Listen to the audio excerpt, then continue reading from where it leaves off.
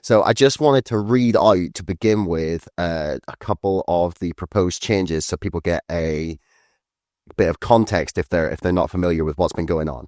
So basically, they want to change the agricultural land relief for inheritance tax and allow the first £1 million to continue to have 100% relief for no inheritance tax, and for assets valued over £1 million, the relief will be reduced to 50%, resulting in an effective inheritance tax rate of 20% on excess value.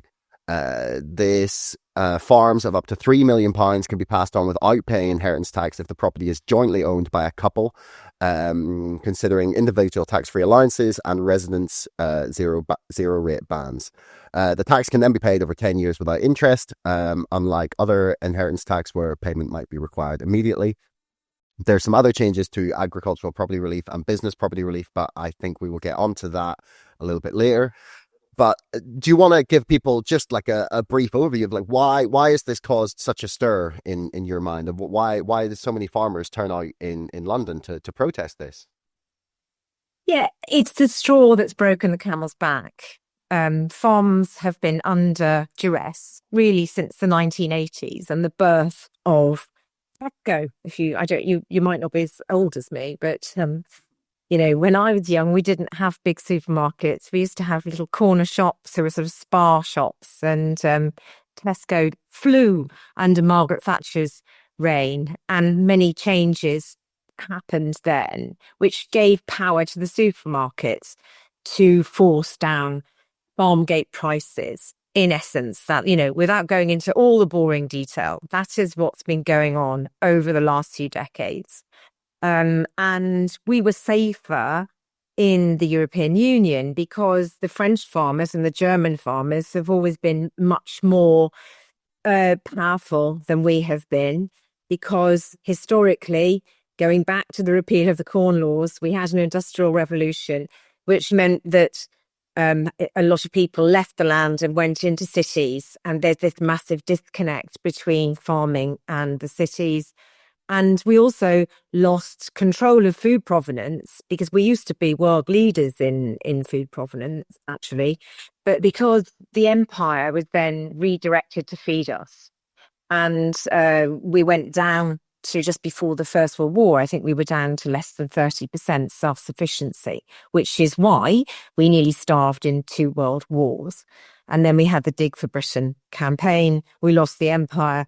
And then the sensible Labour government decided that there was really only one way to, and the Conservatives agreed, the only one way to secure Britain was by joining the European project, of which we were actually at the heart of designing it after the war with the Americans. Mm-hmm. So in essence, that's where we are with it. And so then Brexit has happened. Brexit happened because I think people were misled with 5 million different, more than 5 million, 17.4 million different versions of Brexit in people's minds.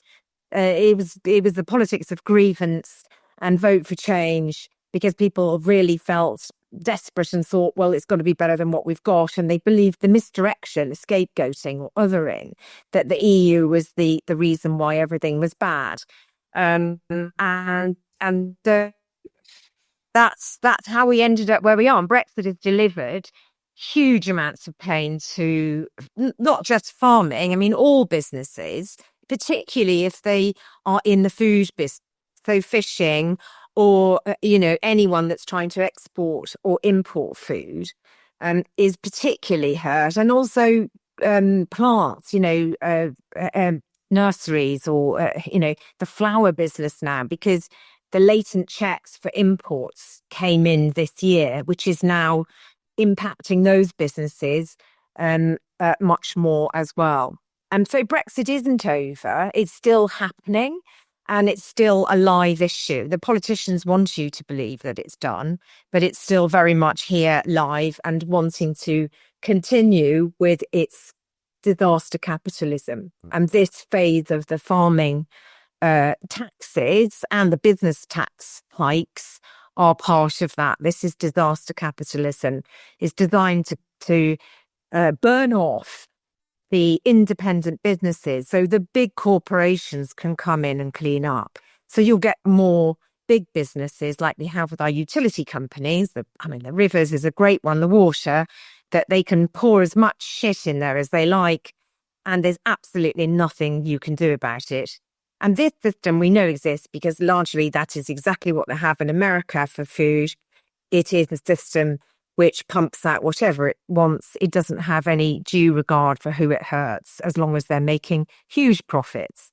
And that's where I am wholeheartedly I'm wholeheartedly opposed to that. So you actually touch on a lot of themes that I talked about in my first book, Disaster Capitalism. It was all about Brexit and what I thought was going to come next. So a lot of what we've seen proposed by both the Conservative Party and now the Labour Party is very much in line with the things that I feared would happen and play out. And I felt that we were going to see shock after shock exploited to push through policies that people would not otherwise expect or tolerate. Basically, it's like all very much in the vein of Naomi Klein's work, her book The Shock Doctrine, which is absolutely fantastic. If anyone hasn't read it, I talk about it all the time. It basically lays out like disaster capitalism over the past 60 years, essentially, like a history of it across the world. Like it starts with Chile, parts of South America, it goes through like Eastern Europe, post-Russia, parts of Asia, and then how these policies had then been turned on the American population, and I think now being turned on the British and to a certain extent the European population as well. It's really, really worrying to see it. And the thing that really scares me is how many people have lined up in favor of these proposals. And I think what they're missing is the disconnect between like what land actually means for our food supply and what farmers do for the country as a whole generally. Could you maybe speak a little bit to that and sort of explain why this policy will be severely detrimental to our food supply and our food security? Yeah, I mean, they played a blinder in that they're making out that farmers are rich tax dodgers. But ultimately, what's been going on in these decades of difficulty is that our prices, we have no control of what we buy and we have no control of what we sell it at the end. What we buy is so phenomenally expensive. It actually is frightening, and no sane person would probably do farming. I've said this to my husband. You make more money by gambling on the horses than what we do, especially as everything's against us. But a combine harvester is 500,000. A tractor is some 200,000 ish, maybe more, 300. It depends on the size of the tractor. And then you've got to have all of the equipment that you pull behind the tractor. And then you've got the cost of your stock. And then you've got cottages because you've got to have people at work on the farm as well. So it's easy to get up to these numbers unless you are. And this is the problem. This is where the Treasury numbers are wrong. So I've got somebody who lives near, well, we've got 2 farms here that are not farms. They're owned by wealthy people. They've got a few acres. They're registered as the farm because they used to be farms years ago. But they're just wealthy professionals who've got an income as a professional, probably a very highly paid job. But they're registered as a farm, and even though they're not farming. And so if you include those properties in the figures, it looks like we've got a lot more small farms than we have. The issue is that over the decades of the crashing of farms, those smaller farms have been broken up. And so, for instance, that land has been bought by other people, and then the farmhouses and a few acres has then served what I would call lifestyle wealthy people. So they're actually protecting the people who can afford to pay the inheritance tax and attacking us, the food growers, whose margins are phenomenal turnovers, millions of pounds turnover for between 0.5 and 1% profit. So it's just, as I said, when people say Dyson's avoiding inheritance tax, it's a joke, because it's not a good investment, a business investment. It really isn't at this stage. I mean, it might change over the years as the cycles go through. But if you were to look at the hardcore numbers, you have to invest heavily in farms to make farm profitable. And ultimately, that's what he's done. His numbers are not that great. And Jeremy Clarkson's only making a fortune because he's doing farming on television. Yeah. Out of the farm. It's not about inheritance tax avoidance. And the other irony of this is, and he pointed out to the BBC on Tuesday, Jeremy Clarkson, he could put it in trust. Rich people avoid tax by putting it in trust. And the reason that this has happened, it's the shock.